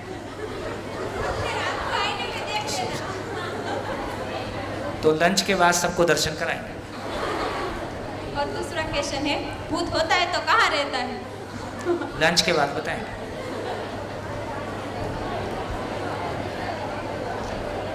क्या सच में एक शरीर में 2 आत्मा होती है? एक शरीर में 2 आत्मा मतलब 2 जीवन होते हैं। होते का मतलब नहीं है, देखो अभी स्थिति ये हुई कि जैसे एक गाड़ी को एक ड्राइवर चला रहा है, एक गाड़ी को एक ड्राइवर चलाता है, और दूसरा आके ये भी बोल सकता है तुम थोड़ा बाजू में बैठो, मैं चला के देखता हूँ। तो ऐसा हो सकता है कुछ क्षणों के लिए, कुछ समय के लिए, स्थायी रूप से नहीं हो सकता। एट ए टाइम ब्रेन को एक ही जीवन चला सकता है, 2 जीवन के चलाने से ब्रेन गड़बड़ हो जाएगा। तो मानव की ये व्यवस्था है कि एट ए टाइम कोई एक जीवन उस ब्रेन के माध्यम से उस शरीर को चलाता है। प्रकृति का निर्माण हुआ तब पहले वृक्ष आया था कि बीज? देखो अभी भी हम देखते हैं कि झाड़ियां होती हैं, उसमें बीज नहीं होते हैं, है ना? कुछ झाड़ियां ऐसी होती हैं। धीरे से हम पाते हैं कि, तो देखो इस बात को सुंदर समझने के लिए बहुत एक अच्छी बात हम समझ सकते हैं यहाँ से। अभी एक बार हम पूरी प्रकृति को देखें, पूरी प्रकृति में हम पदार्थ को देखें, तो क्या हम पदार्थ के होने को नष्ट कर सकते हैं? क्या हम पदार्थ के होने को नष्ट कर सकते हैं? है ना? पदार्थ के होने को नष्ट नहीं कर सकते। ग्लास है, उसको तोड़ सकते हैं, उसके टुकड़े हो सकते हैं, लेकिन जिन अणु परमाणुओं से मिलकर ग्लास बना है उनको हम अस्तित्व से गायब कर दें, ऐसी हमारे पास कोई व्यवस्था नहीं है। तो इससे एक बात समझ में आया कि पदार्थ अवस्था को नाश नहीं किया जा सकता, रूप परिवर्तन हो सकता है, समाप्त नहीं किया जा सकता, उसका होना रहेगा ही। एक बात समझ में आई। अब आगे चलते हैं। पेड़ पौधे तो नष्ट होते हैं, पेड़ पौधे नष्ट ना हो, पेड़ पौधों की भी परंपरा बनी रहे, इसलिए पेड़ पौधों से बीज बना ताकि एक पेड़ मर जाएगा लेकिन इतने बीज छोड़ के जाएगा कि उस पेड़ की परंपरा बनी रहेगी। जैसे एक नीम का पेड़ आज है, कल नहीं रहेगा, 50 साल 100 साल जो भी होंगे, लेकिन एक अपनी पूरी यात्रा में, अपनी पूरी शरीर यात्रा में एक नीम के पेड़ से कितने बीज पैदा होंगे? एक नीम के पेड़ से कितने बीज पैदा होंगे? लाखों। तो वो नीम का पेड़ नहीं रहेगा, लेकिन इतने बीज अपनी यात्रा में पैदा करके जाता है कि नीम के पेड़ इस धरती पे हमेशा बने रहेंगे। तो इसका मतलब क्या हुआ? जो चीज़ें नाशवान हैं या परिवर्तनशील हैं, वो अपने अस्तित्व को बनाए रखने के लिए पेड़ पौधों में बीज विधि से अपनी परंपरा को बना के रखते हैं, अपनी परंपरा को नष्ट नहीं होने देते हैं। तो पदार्थ प्राकृतिक विधि से अपने होने को बनाए रखता है, पेड़ पौधे बीज विधि से अपने होने को बनाए रखते हैं, और पशु एक पशु अपने जीवन काल में इतने बच्चे देता है कि कल वो नहीं रहेगा, लेकिन पशु की परंपरा रहेगी। शेर हजारों साल से है, बकरी हजारों साल से है, कुत्ता हजारों साल से है, कुत्ते रोज मरते हैं, लेकिन उसकी परंपरा बनी रहेगी। तो वंश विधि से पशु अपनी परंपरा को बनाए रखता है। अब मानव में आते हैं। मानव कैसा है? एक मानव अपने शरीर, देखो कितनी सुंदर बात, कि जब तक पिता की जवानी ढलने का समय आता है तब तक बच्चे की जवानी आ जाती है। एक पिता, मान लीजिए 50 साल का जब पिता होता है तो लगभग 20 से 25 साल के बच्चे हो जाते हैं। तो जब पिता की जवानी का ढलने का समय आता है तब तक जवानी बच्चों में आ जाती है। इसका मतलब है जवानी की परंपरा है, बुढ़ापे की परंपरा है, बचपन की परंपरा है। इस धरती पे बचपन हमेशा रहेगा कि नहीं रहेगा? हमेशा कुछ बच्चे रहेंगे। तो 1 महीने का बच्चा भी रहेगा, जस्ट पैदा हुआ बच्चा रहेगा, 2 साल का बच्चा भी रहेगा, 5 साल का बच्चा भी रहेगा, 25 का भी रहेगा, 50 का भी रहेगा, और मरने कितने, किसी भी शमशान घाट में जाके बैठो, हर दिन कोई लाश आती है। दिल्ली में मैं जॉब करता था, तो दिल्ली में जो निगम बोध घाट है, जो सरकारी वो है, तो एक दिन हमारे बॉस के पिताजी की डेथ हो गई। मेरी ज़िंदगी में जो एक घटनाक्रम बदला, तो पिता, बॉस का पिताजी था तो अपने को जाना ही था, तो शमशान घाट हम भी चले गए। दिल्ली के शमशान घाट में हर 2 मिनट में एक लाश आती रहती है, आती ही रहती है, कंटिन्यूअस। इतनी बड़ी पॉपुलेशन है ना, इतनी बड़ी पॉपुलेशन में से कोई ना कोई लोग मरते ही रहते हैं। और उसके कुछ दिन पहले ही मेरे बेटे का जन्म किसी नर्सिंग होम में हुआ था। तो नर्सिंग होम में था, वहाँ हर दिन बच्चे ही पैदा होते थे, हर दिन 25 बच्चे पैदा हो रहे। तो 2 दिन 4 दिन पहले मैं एक नर्सिंग होम में था जहाँ हर दिन 25 बच्चे पैदा हो रहे थे, और 4 दिन बाद में शमशान घाट में था जहाँ हर 2 मिनट में एक लाश आ रही थी।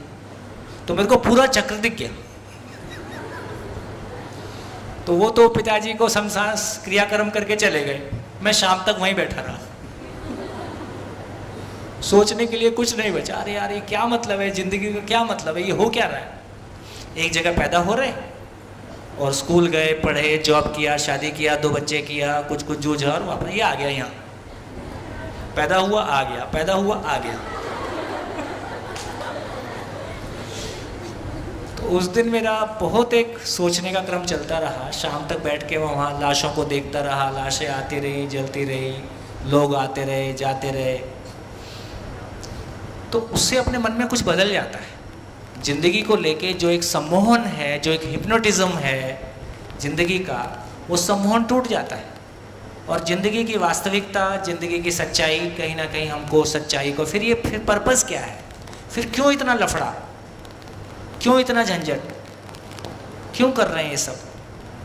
तो कहीं ना कहीं इस बात पे ध्यान जाता है। फिर ये इतनी सारी जो कुछ भी कर रहे हैं, इस सब का मतलब क्या है ना? लोगों को पूर्व शरीर यात्रा की याद रह जाए तो क्या होगा? बोले जीवन में सब याद, स्मृति कहाँ रहती है? जीवन में रहती है। और जीवन तो मरता नहीं है, शरीर मरता है। तो यदि स्मृति जीवन में रहती है तो फिर उसको याद क्यों नहीं रहती है? मैं कहता हूँ याद रह जाए तो क्या होगा? याद रह जाए तो क्या होगा? तो मेरे को जो पुरानी वाली, हो सकता है मैं अभी भी मर के आया हूँ, तो पुरानी वाली बीवी मेरे को दिखने लगती है, पुराने वाला गांव और मेरी ज़मीन दिखने लगती है, और ये वाला मेरे को फालतू लगता है, और वो मेरे को स्वीकारेगा नहीं, और ये इसको मैं नहीं स्वीकारूंगा, तो आदमी का जीना मुश्किल हो जाएगा। तो जो मेरे को अभी अपने बच्चे लगते हैं, शरीर छूटने के बाद किसके बच्चे, किसकी माँ, किसकी पत्नी, सब गया है ना। किसका ज़मीन, किसकी रजिस्ट्री, किसका गांव, वो सारी रजिस्ट्री अलमारी में ही रखी रह गई। ठीक है, अपने हाथ तो कुछ नहीं लगा। तो धीरे से इस बात पे हमारा ध्यान जाता है कि जीवन को ना समझने के कारण जो हमारा सम्मोहन है, जिसको हम कभी लोभ बोलते हैं, कभी मोह बोलते हैं, कभी काम बोलते हैं, ये शरीर के साथ जो सम्मोहन है, जो शरीर के बाहर कोई दुनिया हमको दिखाई देती ही नहीं है, तो इसका मतलब है ये सम्मोहन टूटने की ज़रूरत है, ये सम्मोहन टूटने की ज़रूरत है। तो हमको ज़िंदगी की सच्चाई देखने की तरफ ध्यान जाएगा। तो फिर हम अपने बच्चों के लिए बस मेरे बच्चे नहीं है, दुनिया में बहुत सारे बच्चे है ना, मेरी पत्नी और मेरी प्रेमिका, हमारे दोस्त लोग थे, हम लोग कॉलेज में पढ़ते थे, मैं कॉलेज में पढ़ता था ना, तो उस समय मेरे को लगता था कि मेरे कॉन्फिडेंस में कमी है। एक दो किस्से सुना देता। तो 86 की बात है, 86 में मैंने इंजीनियरिंग में एडमिशन लिया, 85-86। तो मुझको लगता था कि मेरे में कॉन्फिडेंस की कमी है। तो उसी समय ये 100 सीसी बाइक इन सुजुकी उस समय लॉन्च हुई थी इंडिया में। तो उसका पोस्टर, कोई भी बाइक वाइक आती है रोड पे पोस्टर लगे ही रहते हैं, उसका पोस्टर देख के मेरे मन में कहाँ चिपक गया कि मेरे पास ऐसी बाइक होने से ना मेरा कॉन्फिडेंस बढ़ जाएगा, और जब मैं अपने दोस्तों के सामने से निकलूँगा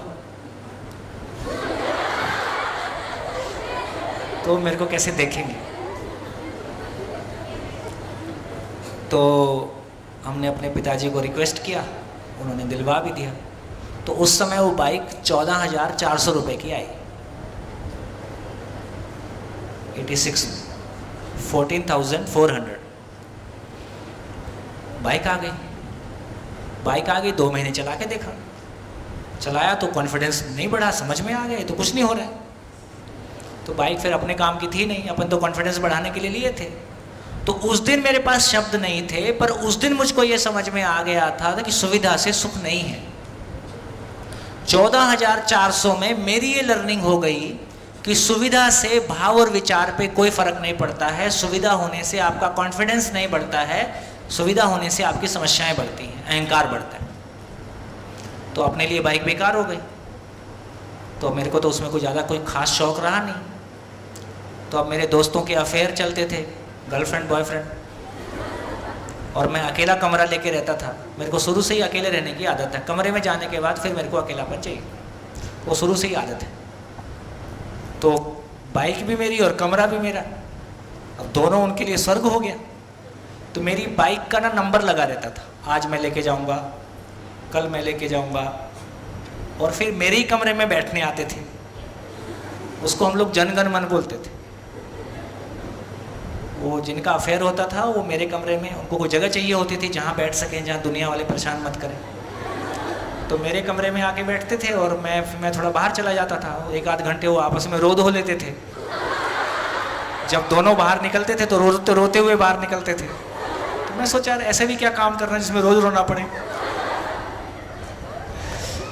तो कॉलेज में ये समझ में आ गया कि ये गर्लफ्रेंड बॉयफ्रेंड का मतलब है अपना रिमोट कंट्रोल दूसरे के हाथ में देना, और दुख को आमंत्रित करना। मैं दुखी होना चाहता हूं, तुम मेरे पास आओ। तो सुख की तलाश में लगता तो अपने को सुख जैसा है, क्योंकि फिल्मों में वो इतना फिल्माया जाता है कि रियल दुनिया अलग है और फिल्मी दुनिया अलग है। तो उसको देख देख के अपन इतने हिप्नोटाइज हो जाते हैं कि अपने को लगता है कि यही सुख है, जबकि वो अपनी कल्पना बेच के हमारी जेब से पैसा निकालते रहता है।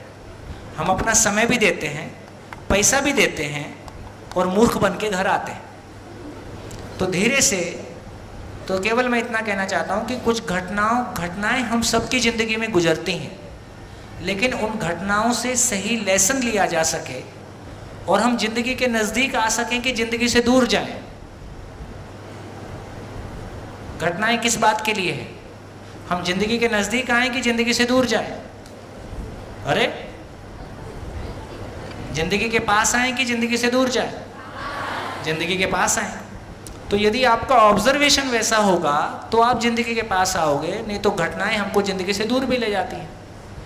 तो इसका अर्थ ये हुआ कि ऐसी तमाम घटनाओं से जब आप लर्निंग लेते हो तो आपको फिर ये सोच में आता है कि अच्छा, फिर इससे कॉन्फिडेंस नहीं आया तो कहाँ से आएगा। एक चीज़ हम सोच रहे थे कि इस ऐसा करने से कॉन्फिडेंस आएगा, ऐसा करने से नहीं आया, इसका मतलब कहीं और से आएगा, इससे तो नहीं आता। तो यदि ये क्लैरिटी बन गई तो फिर उसके बाद कभी भी वस्तुओं से कोई खुशी पाएंगे ऐसी कोई कोशिश नहीं किया। ये भाषा तो शिविर में आके मिली, अच्छा ऐसा होता है। तो दोस्तों आपसे ये कहना चाहता हूँ कि देखो, आप सब कल के माँ बाप हो, ज़्यादा दिन दूर नहीं है। आप सब कल के माँ बाप हो हमको, और कल के माँ बाप का मतलब है शादी होते ही बच्चे आ ही जाते हैं, ठीक है, उसके लिए आपको ज़्यादा कुछ नहीं करना है। तो और वो बच्चे आगे ज़िंदगी मानते हैं, हम बोलते हैं खाकरा वापरा ढोकला खा ले, वो कहता है जिंदगी कहाँ है। तो ये गैप हो गया। कल हम चर्चा कर रहे थे, शुरू में एक बात बीच में उठी थी कि ये शादी क्यों करना है ना, कि चर्चा बीच में उठी थी। तो शादी क्यों करना है, तो जो अभी हम चर्चा किए कि पदार्थ अपने होने को बनाए रखता है, पेड़ पौधे बीज विधि से अपने होने को बनाए रखते हैं, पशु पक्षी वंश विधि से अपने होने को बनाए रखते हैं, मानव ने भी स्वयं को शरीर माना और संतान पैदा करके शादी करते हैं तो क्या बोलते हैं, वंश चलाना है, बच्चे पैदा करके अपने होने को बनाए रखने की कोशिश की। ये सफल हुआ कि असफल हुआ? ये सफल हुआ केवल बच्चे पैदा करने से, वंश आगे बढ़ाने से हमारा होना सुनिश्चित हुआ। ये प्रयास सफल हुआ कि असफल हुआ? नहीं समझ में आया? नहीं समझ में आया? फिर से बोलता, देखो पदार्थ अपने होने को बनाए रखने में सफल है कि असफल है? सफल है। पेड़ पौधे अपने आप को बनाए रखने में सफल है कि असफल है? पशु पक्षी अपने आप को बनाए रखने में सफल है कि असफल है? और मानव अपने आप को बनाए रखने में सफल है कि असफल है? शरीर को बनाए रखने में सफल है, अपने में तो जूझ रहा है, अपनों से दुख पाया है, अपनों को दुख दिया है। इसका मतलब मानव में वंश परंपरा शरीर पे लागू होता है, जीवन पे लागू नहीं होता, क्योंकि माँ बाप का आचरण वंश परंपरा से बच्चों में नहीं जाता। इंजीनियर का बेटा इंजीनियर होता है, डॉक्टर का बेटा डॉक्टर होगा, महापुरुष का बेटा महापुरुष होगा। उल्टा हो सकता है, संत का बेटा डाकू हो ही सकता है और डाकू का बेटा भी संत हो ही सकता है। इसका मतलब मानव का शरीर वंश परंपरा है, मानव वंश परंपरा है कि नहीं है? मानव वंश परंपरा नहीं है तो मानव क्या है? मानव वंश परंपरा नहीं है तो मानव क्या है? हैं? मानव ज्ञान परंपरा है। मानव ज्ञान परंपरा है, इसलिए मानव ज्ञान अवस्था की इकाई है, ऐसा हमने पहचाना। तो मानव वंश परंपरा नहीं है। तो वंश परंपरा में रखने से, एक बार मैंने बहुत पुराना सर्वे करके देखा, जितने लोग साधु सन्यासी हो गए हैं उनमें से बड़ा वर्ग है जो अपनों से दुख पाके घर छोड़ के चला गया है। ठीक है, इसका मतलब ये हुआ कि केवल बच्चे पैदा करने से और पैसा कमाने से और घर बनाने से हम सुखी नहीं हुए, हमने अपनों से दुख पाया। इसका मतलब शरीर के होने की परंपरा तो बन गई, लेकिन मानव के होने की परंपरा नहीं बनी। तो शादी क्या चीज है? शादी क्या चीज है? शादी दो लोगों के बीच की घटना है, शादी दो परिवारों के बीच की घटना है कि शादी समाज की घटना है? समाज की घटना है। क्यों समाज की घटना है? भाई तुम दो लोग को शादी करनी है यार, आप शादी करो, अपने घर में रहो। क्यों समाज तुम्हारे बीच में शामिल हो? क्यों समाज इतनी मेहनत करे आपके लिए, अपना समय लगाए, अपना काम छोड़ के आए और कुछ पैसा भी दे के जाए? क्यों ऐसा करता है समाज? संस्कार और ज्ञान का आदान प्रदान होता है। हाँ, तो शादी क्या चीज है? तो पता चला शादी क्या चीज है? शादी वो चीज है जहां दो लोग पूरे समाज के सामने इस बात की घोषणा करते हैं कि हम आने वाली पीढ़ी को जिंदगी देने के लिए तैयार हो गए हैं, आपका आशीर्वाद हमको चाहिए। इसका नाम शादी है। इसका नाम शादी है। दो लोग समाज के सामने इस बात की घोषणा करते हैं कि हम आने वाली पीढ़ी को जिंदगी देने, हमको जीना आता है, हमने जीना सीख लिया है, हमको जीना आता है, हम आने वाली पीढ़ी को जिंदगी देने के लिए तैयार हैं, है ना? इसके लिए आपका स्नेह, आशीर्वाद, सहयोग की हमको अपेक्षा है। तो पूरा समाज आपको आशीर्वाद देता है, चल के आता है, पूरा समाज आपको आशीर्वाद देता है कि आप आगे बढ़ो, हम आपके साथ हैं। अभी तक हम क्या मानते थे? शादी क्या चीज है? हैं? क्या? झंझट, झंझट, बिना समझे कोई काम करेंगे झंझट ही है। अब कार चलाने नहीं आती और स्टार्ट करके ड्राइविंग सीट पे बैठ गए तो क्या है, झंझट ही है। एग्जाम सर पे आ गया है, तैयारी नहीं है तो झंझट ही है। ठीक, तो बिना तैयारी के किसी काम को करने जाएंगे तो वो झंझट ही है। हमने विवाह बिना तैयारी के किया है, क्यों विवाह करना है ये पता ही नहीं है ना। अभी तो हम ये मानते हैं कि चलो घर वालों ने जो जो काम करने नहीं दिए हैं, है ना, घूमने नहीं दिया, फिल्म देखने नहीं दिया, दोस्तों के यहाँ जाने नहीं दिया, अब सारे काम ये शादी के बाद करने। अब शादी के बाद दोनों लोगों को लगता है कि अब हमारे एंजॉय करने के दिन आए हैं। बीच में बच्चा कहता है मेरा क्या होगा।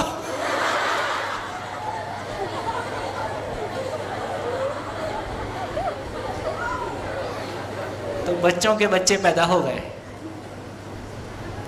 बच्चों के बच्चे पैदा होते हैं। अभी जब हमारे बच्चे पैदा हो रहे होते हैं तो मानसिक रूप से हम भी बच्चे ही होते हैं, तो बच्चों के बच्चे पैदा हो जाते हैं। बच्चे तो बच्चे को संभाल सकते नहीं, तो बड़े बच्चे छोटे बच्चों को मारते हैं और बड़े होकर छोटे बच्चे ब्याज सहित लौटाते हैं।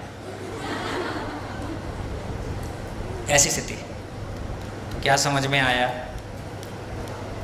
क्या समझ में आया? शादी क्या है? शादी क्या है ना? आदमी बनाने का काम।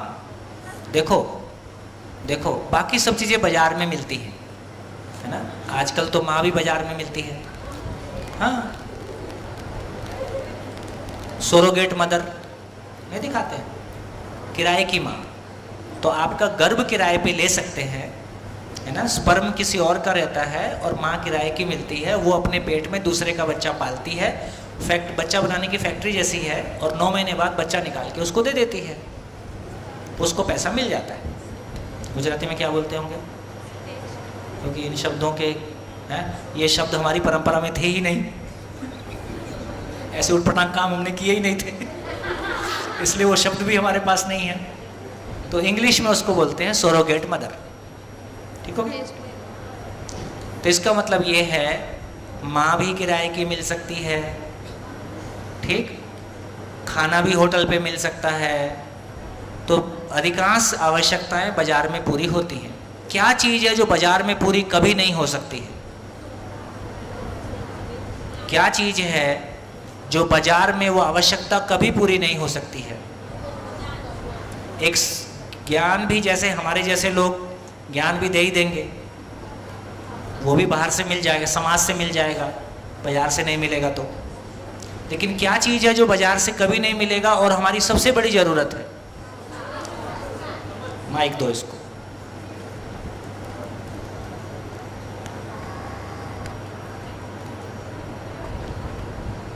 समझ बाजार से नहीं मिलेगी।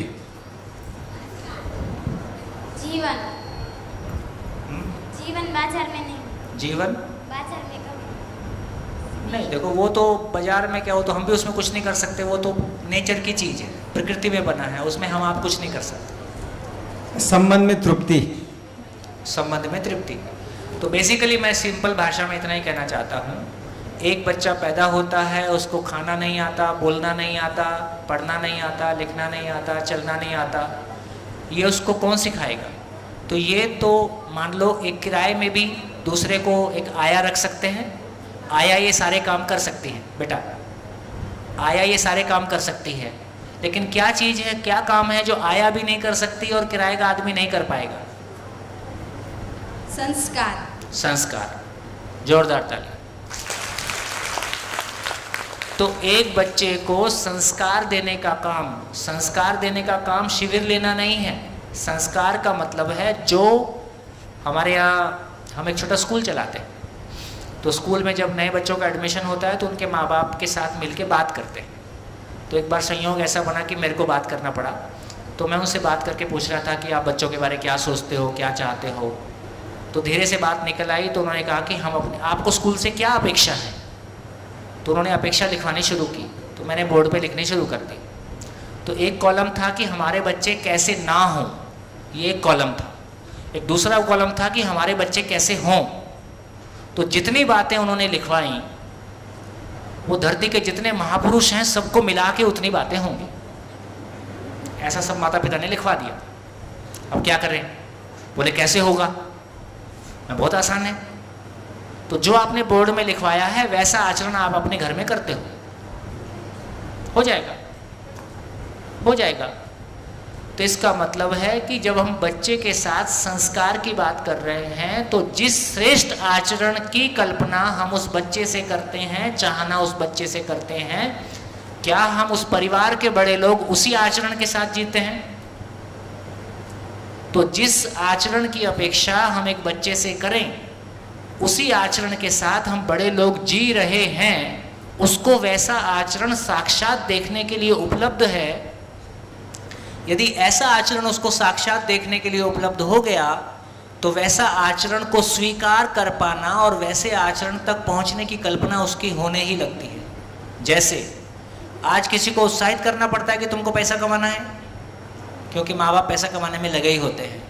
तो जो चीज आचरण में होती है उसको बोलना नहीं पड़ता है, बोलना वही पड़ता है जो आचरण में नहीं होता है।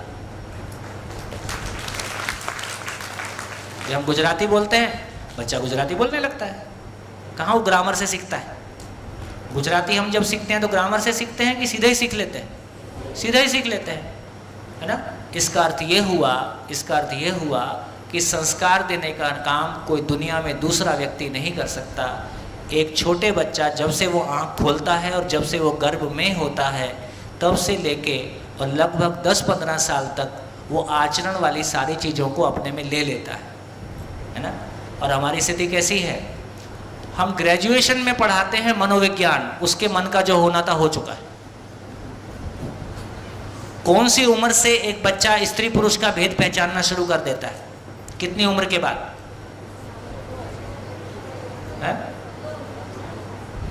है ना। स्त्री पुरुष का भेद और स्त्री पुरुष की कल्पना उसके मन में आने लगती है। तो ज़्यादा नहीं तो कम से कम, है ना, 8-10 साल, 15-10 साल के ऊपर कहना मुश्किल है, उसके नीचे का तो उसकी मानसिकता तैयार हो चुकी है। कितनी उम्र में एक बच्चा खाने की चीज़ छोड़ के नोट पकड़ लेता है? दो चीज़ें दो। छोटा बच्चा रहेगा 1 साल का, वो नोट पकड़ेगा कि खाने की चीज़ पकड़ेगा? खाने की चीज़ पकड़ेगा। और कौन सी उम्र में वो खाने की छोड़ देता है, नोट पकड़ लेता है ना। तो 3 साल, 4 साल, 5 साल जो भी हो, इसका मतलब अर्थशास्त्र समझ में आने लगा है। तो किसी उम्र में उसको तो उसको तो 5 साल के बच्चे को नोट समझ में आ गया है, 5 साल 10 साल के बच्चे को स्त्री पुरुष समझ में आ गया है, उसकी कल्पनाएं दौड़ने लगी हैं, है ना। इसका मतलब है ये मनोविज्ञान ग्रेजुएशन में कराना पड़ेगा कि मनोविज्ञान 5 साल के बच्चे के साथ बात करना पड़ेगा, है ना। हमारा सब उल्टा पुल्टा है। तो इसका हमारा ध्यान गया कि कक्षा 8 के पहले जीने की शिक्षा, कक्षा 8 के बाद जिंदा रहने की शिक्षा। कक्षा 8 के पहले जो बातें सब आपसे हो रही हैं, ये सब कक्षा 8 के बच्चे के पहले बहुत कुछ बहुत अच्छे से हो सकता है। हमारी तैयारी हो, परिवार में तैयारी हो, विद्यालय की तैयारी हो, तो ये सब काम आराम से हो सकते हैं। ये हो गया तो ज़िंदगी भर लौट के देखना नहीं पड़ेगा। वो एक अच्छा पति होगा, अच्छा भाई होगा, अच्छा बहन होगा, अच्छा टीचर होगा, जहाँ भी जाएगा अच्छा ही करेगा। तो शादी समझ में आई? अब कितने लोगों को लगता है ये करने लायक काम है?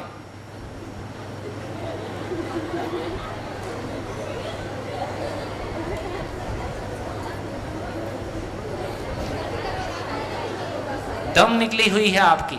सब कायर लोग हो, कायर, डरे हुए लोग हो, क्वेश्चन नहीं समझे। मैं ये कह रहा हूं, देखो फिर से रिपीट करता हूं, ये सेंसिटिव मुद्दा है, ये बहुत